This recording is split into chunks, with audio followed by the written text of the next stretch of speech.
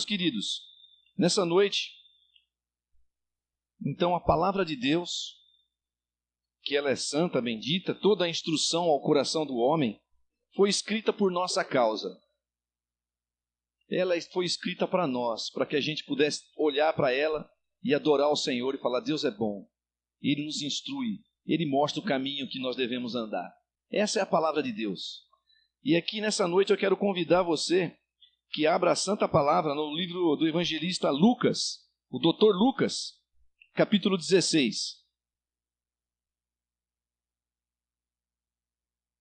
O livro do evangelista e médico Lucas, capítulo 16, a partir do verso 19.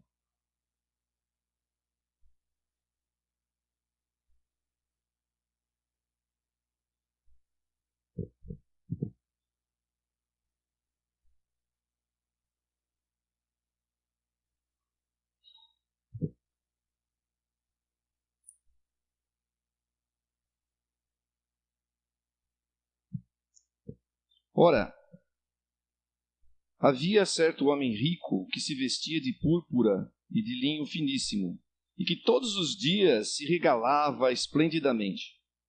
Havia também certo mendigo, chamado Lázaro, coberto de chagas, que jazia à porta daquele, e desejava alimentar-se das migalhas que caíam da mesa do rico, e até os cães vinham lamber-lhe as úlceras.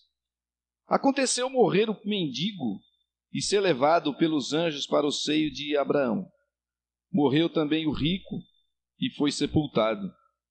No inferno, estando em tormentos, levantou os olhos e viu ao longe a Abraão e Lázaro no seu seio.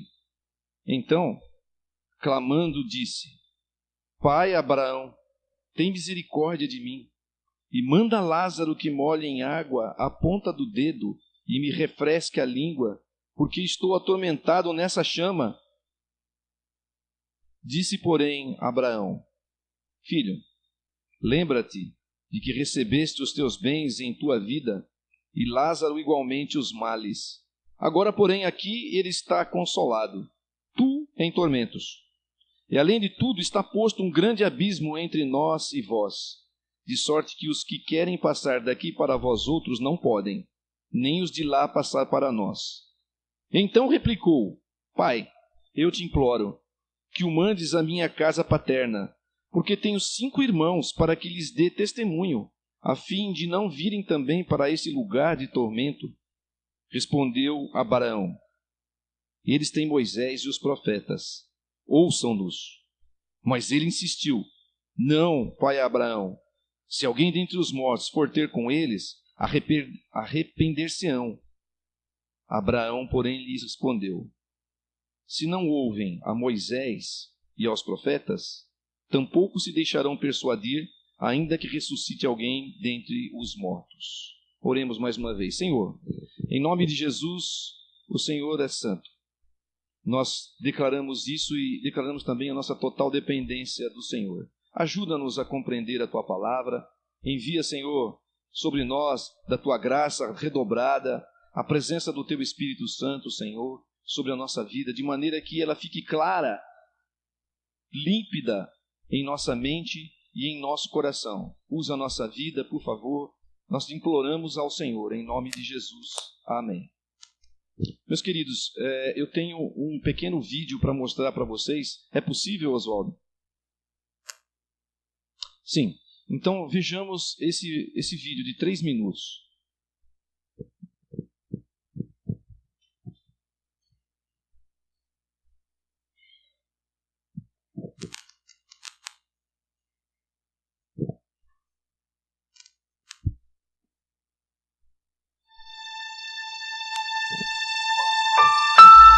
O menino mais velho e seu jovem companheiro estavam caminhando ao longo de uma estrada que conduzia através de um campo. Eles viram um velho casaco e um par de sapatos mal usados de um homem à beira da estrada. E na distância viram o dono que trabalhava no campo. O rapaz mais jovem sugeriu que escondessem os sapatos, se escondessem, e observassem a expressão de surpresa do dono quando ele retornasse. O menino mais velho achou que não seria tão bom. Ele disse que o dono deveria ser um homem muito pobre olhando suas roupas. Então, depois de falarem sobre o assunto por sua sugestão, eles concluíram que tentariam outra experiência. Em vez de esconder os sapatos, iriam colocar $1 de prata em cada um e observar o que o dono faria quando ele descobrisse o dinheiro. Então, foi o que eles fizeram.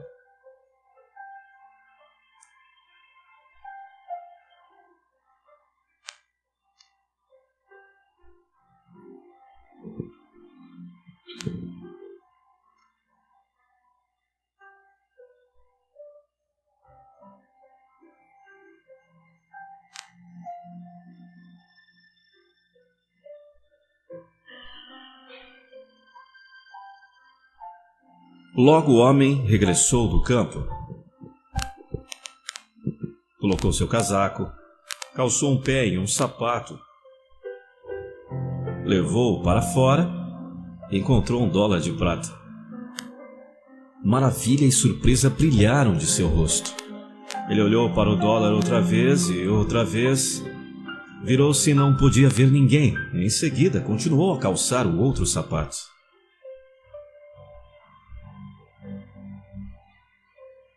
Para sua grande surpresa, ele encontrou outro $. Seus sentimentos o tomaram.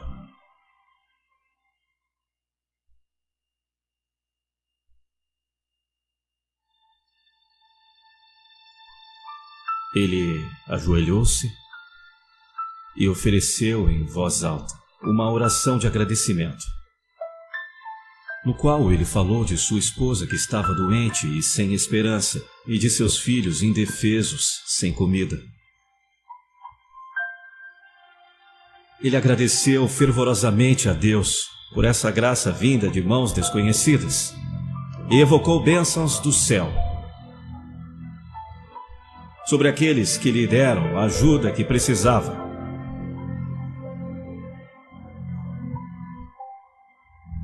Os rapazes permaneceram escondidos até ele ir embora.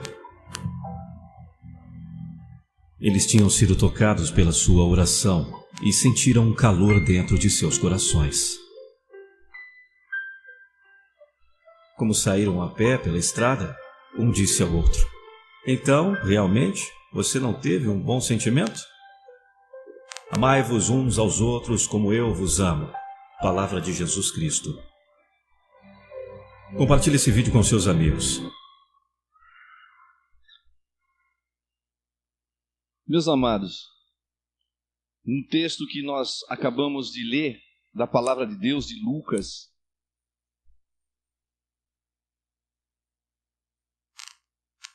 aquele homem rico não pôde ter essa mesma satisfação de ter feito o bem e de sentir-se tocado por Deus. Perdeu uma grande oportunidade. E isso serve de lição para todos nós. É sempre preferível, se está em tuas mãos o fazer o bem, não negue, mas faça. E Deus certamente vai abençoar o seu coração. Não foi assim com o texto que nós acabamos de ver.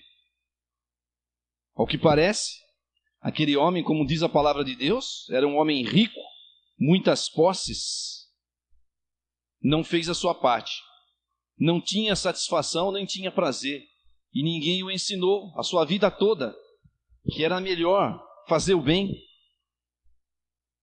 Essa parábola é uma história que conta muito a respeito de muitas vidas, que não se compadece, que fecha os olhos ao sofrimento do próximo. E ela pode ser dividida, essa parábola pode ser dividida em duas partes. Na primeira parte, nós somos confrontados com o homem rico e o mendigo nesta vida que nós vivemos aqui. Talvez eu e você já tivemos até experiências semelhantes, com certeza, porque a pobreza está ao nosso lado, está ao nosso redor. E na segunda parte dessa parábola, é uma história, é uma parábola para que a gente possa entender o ensino que Jesus quer passar. Nós vemos novamente, somos confrontados novamente, mas não nesta vida, Jesus ensinando a respeito do que vem depois. E depois? A morte. E depois da morte? Uma questão inquietante. A morte. E depois? O nosso primeiro argumento nessa noite seria que a morte, ela põe fim a toda a ostentação humana. A morte, a certeza de todos nós, ela põe fim a toda a ostentação humana. Aquele homem diz que era vestido, que ele se vestia de púrpura. E para se obter aquele tingimento numa vestimenta de púrpura era algo muito difícil de se fazer naquela época. Essa tintura de púrpura, ela era encontrada em alguns molúsculos que eram muito raros e precisava de muito. Por isso era caro. A realeza se vestia de púrpura e os sumos sacerdotes também se vestiam. Era reservado a essa categoria de pessoas especiais, a realeza e o sumo sacerdote. E aquele homem, ele se vestia assim. O seu viver diário era radiante. Ele se banqueteava todos os dias. Era uma ostentação. Quem sabe ele ficava tão satisfeito com isso que ele passava até mesmo, quem sabe, no seu narcisismo, ficasse enamorado de si mesmo. Quem sabe? Era toda ostentação. Diz que Lázaro, o mendigo, ele queria comer das migalhas. Naquele tempo, meus irmãos, não havia garfo e faca. No tempo de Jesus não havia isso. E as pessoas comiam mesmo com as mãos. Ali, se serviam com as mãos. E normalmente eles pegavam pedaços grossos de pães ou de pão e limpavam ali os dedos. E depois, então, aquilo era descartado. Lázaro queria comer aqueles pedaços de pão que eram descartados. A insensibilidade do homem rico, a imagem do homem rico que era a imagem da pessoa que esbanja.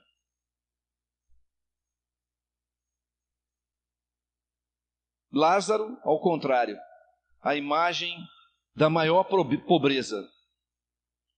A companhia de Lázaro era os cães, um animal desprezível, até considerado impuro pelos judeus, que vinha lamber as suas úlceras. Assim era a vida de um e a vida de outro. Hoje, é impressionante como algumas pessoas que têm muito dinheiro sobrando, como constrói para si palácios que nunca se utilizarão, nunca poderão fazer uso de toda a casa que tem. É impressionante. Eu morava naquela região de Campinas, um pouco mais adiante, e não sei quantos conhecem aqui a cidade de Itu, mas lá tem um condomínio perto de um shopping que eu não consigo entender o tamanho daquelas edificações. São casas monstruosas, são casas assim que eu imagino assim, você pensa assim, olha, acho que vai morar ali umas 20 famílias. E depois você vê entrando um carro de luxo, né, talvez blindado, a mulher, o esposo e um filho. E vão para aquela mansão. E nós podíamos entrar porque nós íamos prestar serviço lá, naturalmente. Ia trabalhar, né? Às vezes acontecia isso. E eu ficava pensando, mas por que tanta edificação? E em Indaiatuba também, casas que era muito comum serem alugadas às vezes por filmadoras. Porque era tão grande que não era possível morar. Carros pintados de ouro. Vocês já viram isso na internet? Os grandes sheiks, né? Lá do Oriente Médio, lá da Arábia. Então é pouco um carro, tem que ser pintado de ouro. E ele passa certamente naqueles bairros, pobres, onde as crianças saem correndo atrás para pedir alguma coisa.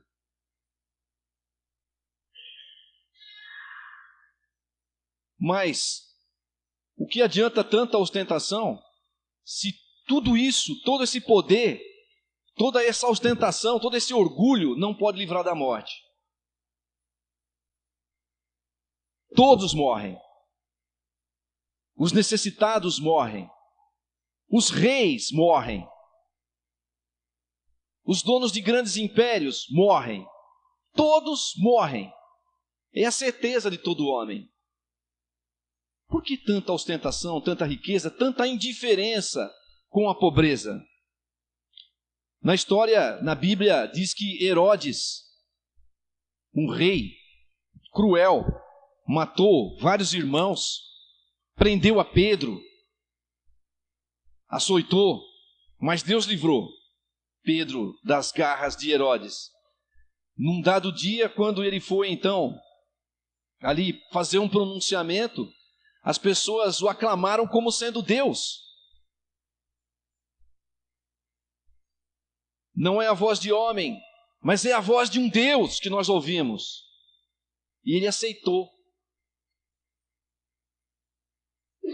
Ele aceitou aquela aclamação, como se ele mesmo fosse o próprio Deus. Ele ficou orgulhoso com aquilo. E Deus enviou na vida dele vermes para comê-lo. E ele foi devorado por vermes. Conta aos historiadores que ele agonizou durante 5 dias, sendo comido por vermes. A morte também o alcançou. Ele sendo o imperador, o grande rei ali, mas não houve solução para ele. Isso nos leva a considerar a palavra de Deus com respeito a esse texto. Provérbios, capítulo 3, diz o seguinte, no verso 27. Não te furtes de fazer o bem a quem de direito, estando em tuas mãos o poder de fazê-lo. As coisas boas, as coisas são boas, mas as pessoas são mais importantes do que as coisas. Nós temos que ter isso na cabeça. É bom ter as coisas. É bom a gente poder ter conforto. É legal isso daí. Não é pecado ter conforto. Mas nós não podemos desprezar as pessoas. Nós temos que olhar para as pessoas. Nós temos que ser sensíveis às pessoas. Temos que partilhar com as pessoas. É esse o ensino. Aquele homem rico estava nas suas mãos, porque ele passava, o homem ficava em frente da sua casa. Ele estava lá parado, em frente da sua casa, com o corpo ulcerado, mendigando, e o homem dentro da sua casa banqueteando. Algo importante também deve ser dito sobre o texto, e que chama a nossa atenção. Nós estamos dizendo aqui que o que esse texto quer trazer aos nossos olhos e ao nosso coração é a indiferença. Não se trata de riqueza ou pobreza, mas se trata da indiferença que algumas pessoas fazem com relação aos mais necessitados. Não é, como eu volto a dizer, não é pecado nós temos posses, nós fazemos uso das nossas posses ou temos um conforto. Isso não é pecado. O que é pecado é nós fecharmos os olhos ao necessitado. Isso sim é desagradável na presença de Deus. Não é bom na presença de Deus. Não foi o que o homem rico fez para o Lázaro. Ele não desprezava Lázaro. Ele não expulsou Lázaro da frente da sua casa, ficou indignado com Lázaro. Ele não humilhou Lázaro. Ele não fez nada disso. Ele não chamou as autoridades para tirar Lázaro de lá. Na verdade, ele não fez nada. Mas justamente foi isso que condenou aquele homem. Não foi o fato de ele fazer alguma coisa, mas foi justamente o ele não fazer nada, não ter acudido. O homem rico, ele considerou assim como que se Lázaro fizesse parte do panorama daquela cidade. Falar, pobreza tem em todo lugar. Às vezes nós não fazemos assim também. Nós não falamos, favela tem em todo lugar. Criança abandonada tem em todo lugar. Gente com problema na família tem em todo lugar. Gente sofrendo tem em todo lugar. Será que também nós não fazemos assim? Às vezes? Nós não somos semelhantes àquela pessoa que é indiferente ao sofrimento humano? Algo também tem que ser dito aqui nesse momento. Note que, conforme a nossa boa doutrina reformada, a ação social não pode fazer paz com Deus. Não é disso que nós estamos nos referindo. Não é o você ser bondoso, você ser generoso, você ser caridoso. Você não vai fazer barganha com Deus para que Ele te leve para o céu. Não é isso que a palavra de Deus ensina. Não é isso. Somente a graça salvadora de Deus, pela fé em Jesus Cristo, que pode levar você para o céu. Você tem um compromisso com Jesus, você ouvir a voz do seu pastor, que é Jesus Cristo, e você resolver segui-lo, ter fé em Jesus, ser obediente a Jesus, e isso sim vai fazer paz com Deus, vai reconciliar o homem com Deus. Essa é a fé reformada. Tão somente pela graça.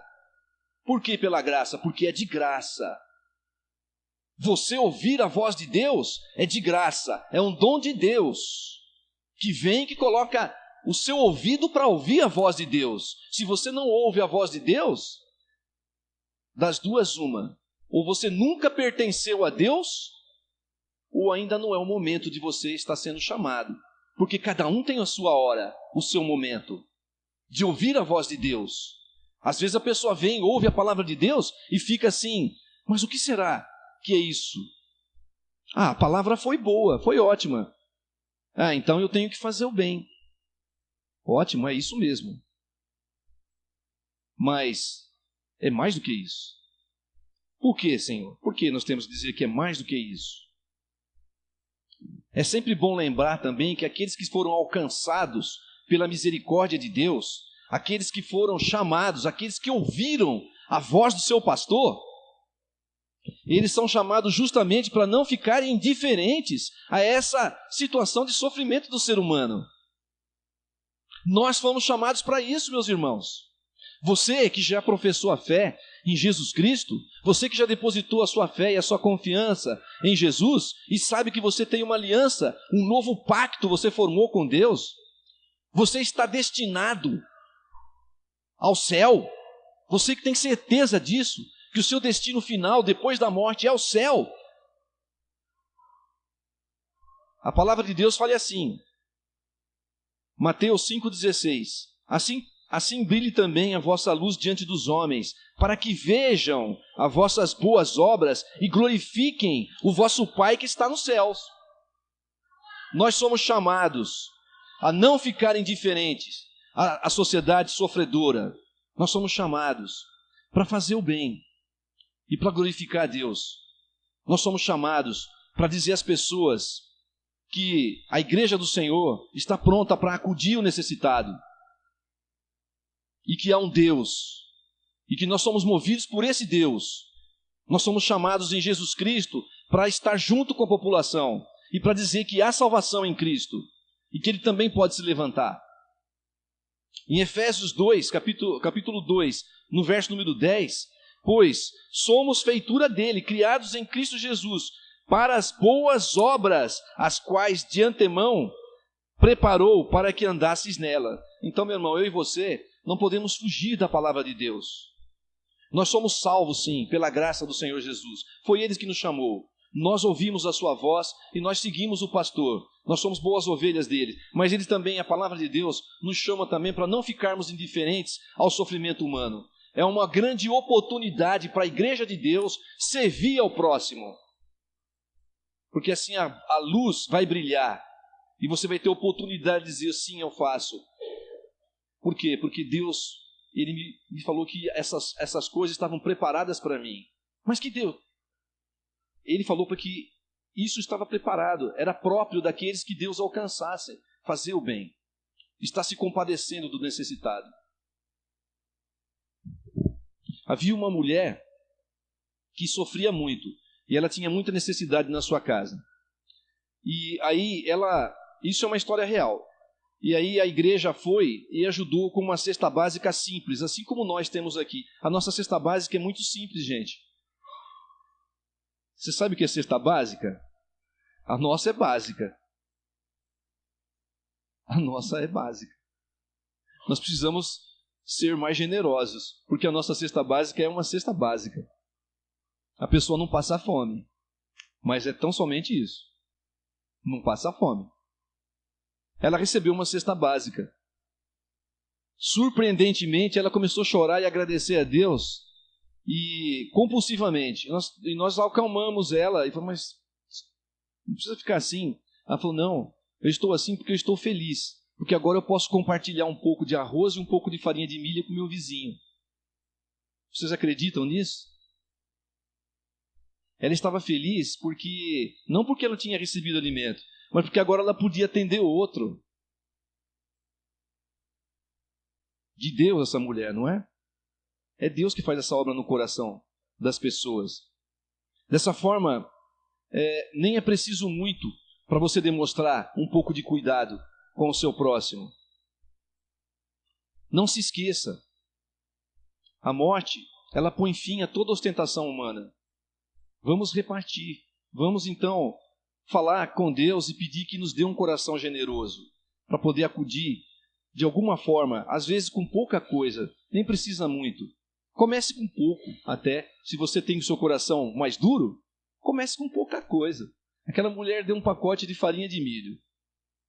Dê você também um pacote de farinha de milho, quem sabe?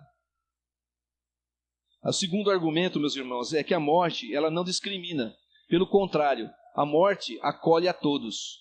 Todos serão levados. O rico morreu, e talvez o seu funeral tenha sido extravagante. A palavra de Deus fala, o rico morreu e foi sepultado. Então talvez tenha sido aquele funeral, já viu aquele caixão assim? Hoje nós não temos aqui o Heitor, né? Talvez ele pudesse nos dizer, né? Aquele caixão de madeira de lei, né? Não, nosso caixão tem que ser de madeira de lei. O cara é rico, né?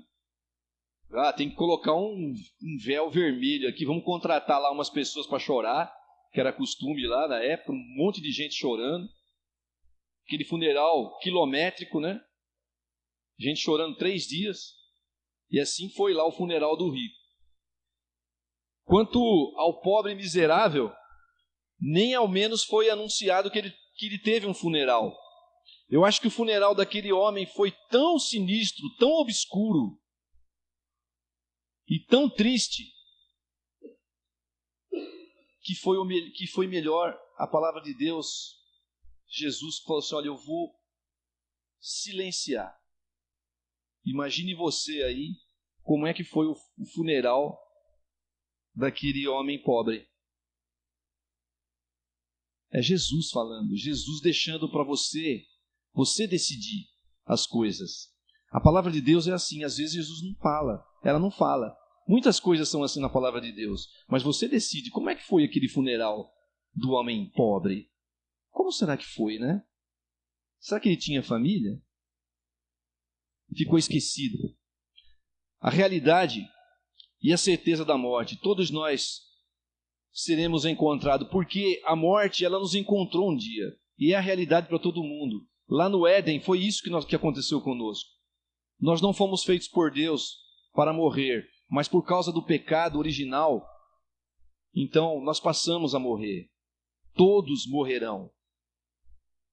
Foi a sentença de Deus. Certamente morrerás. E hoje nós estamos assim.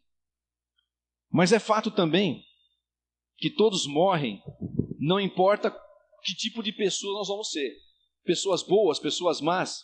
E o terceiro argumento é que a morte, ela não encerra o ciclo. Ela apenas abre passagem para a eternidade. Vejam aí o verso 23 até o 25, que está dizendo. Leiam vocês mesmos aí, os versos 23 a 25. Olha lá o que diz, senão então que o rico foi para o inferno, a morada das trevas. É a região onde os espíritos, os maus espíritos estão em cadeias eternas, em eternas escuridão, conforme o livro de Judas. É isso que aconteceu lá. Crer no céu é bastante confortante, crer no céu é maravilhoso, Você crer no céu é bom, o céu é maravilhoso, mas ninguém quer falar do inferno. O inferno é uma realidade, a palavra de Deus nos mostra, existe o inferno. Muita gente fala, o inferno é aqui. Não, você está errado. Aqui não é inferno, nada se compara ao sofrimento onde o verme não morre e o fogo não se extingue e não se apaga. O inferno é uma realidade e isso incomoda as pessoas. Eu recebi um zap, né? E o zap era um videozinho. Aí era um videozinho, aquelas coisas toda cantadinhas, sabe? Aquelas coisas que você fala, puxa vida, né? Vou ver isso aqui. Aí estava dizendo lá, passava lá, a criança, 1 ano de idade, o que é ter sucesso? Deixa eu contar para vocês, o que é ter sucesso? Aí falava assim, sucesso é a criança com 1 ano andar sozinho. Olha que maravilha. 3 anos, não fazer xixi na calça. 12 anos é ter amigos, é o sucesso. 18 anos, que maravilha. O que é 18 anos? O que é o sucesso com 18 anos? Tirar a carta de motorista. Olha lá, a Valquíria falou, tirar a carta. Porque para mim também foi, 18 anos, tirar a carta. Sucesso. 35 anos é ter dinheiro. 70 anos é poder dirigir. Aí volta, aí começa a voltar.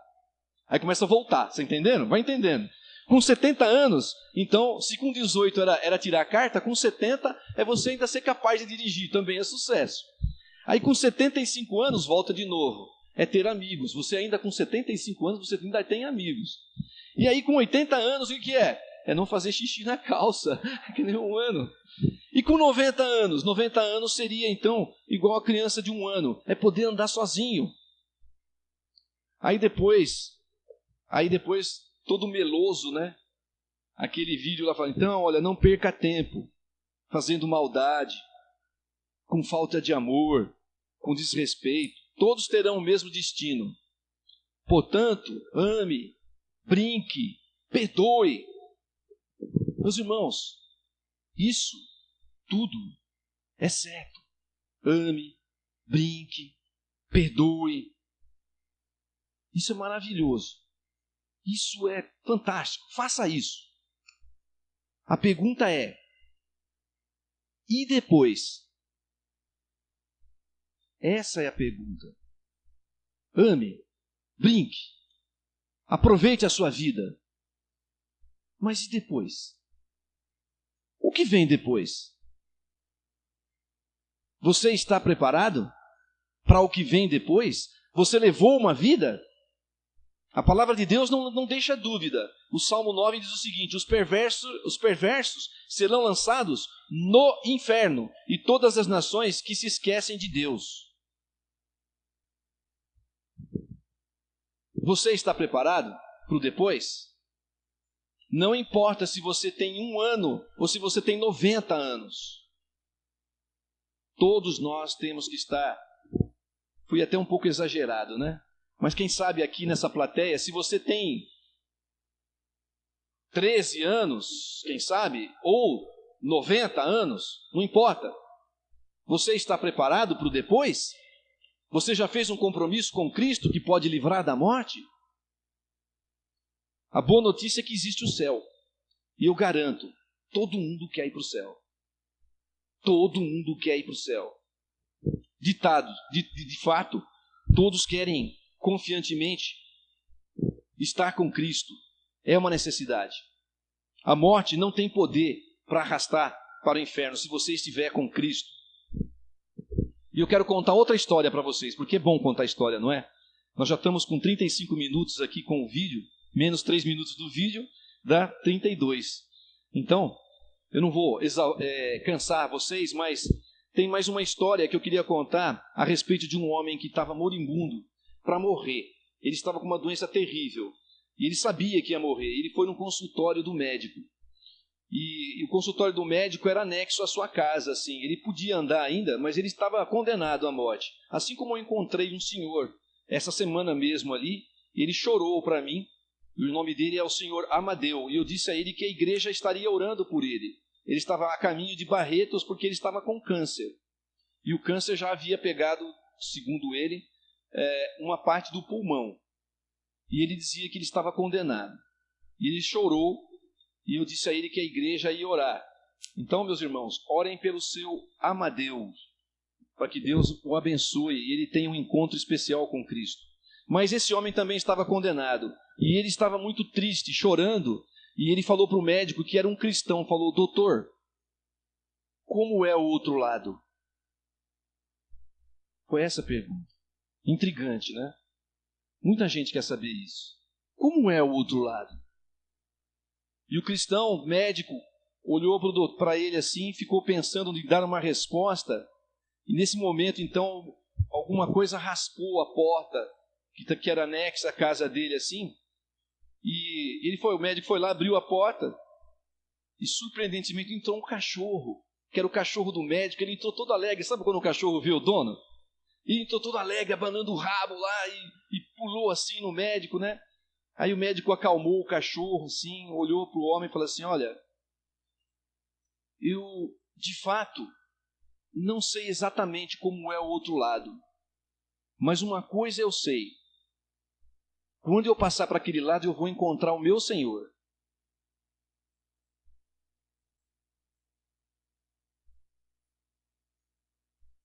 Você está preparado? Com quem que você vai se encontrar quando você for para o outro lado? Jesus venceu a morte. Ele ressuscitou. Ele está vivo. E essa é a garantia que Ele nos deu. Em verdade vos digo, quem ouve a minha palavra e crê naquele que me enviou, tem a vida eterna, não entra em juízo, mas passou da morte para a vida. Palavras de Jesus. Que você nessa noite possa ter um encontro verdadeiro com Jesus, que você possa encontrar e ouvir de fato a voz de Jesus falando ao seu coração: vinde a mim, filho bendito, eu te recebo. Entregue a sua vida a Jesus e tenha certeza que quando você passar para o outro lado, é Ele quem vai te receber. Deus abençoe toda a igreja. Da morte para a vida. A morte põe fim a toda ostentação humana. A morte não discrimina, pelo contrário, ela acolhe a todos. A morte não encerra o ciclo, apenas abre passagem para a eternidade. Tenha certeza, o Senhor te aguarda no céu, se assim você estiver em Cristo, para a glória do nosso Deus. A mighty fortress is our God, a bulwark in every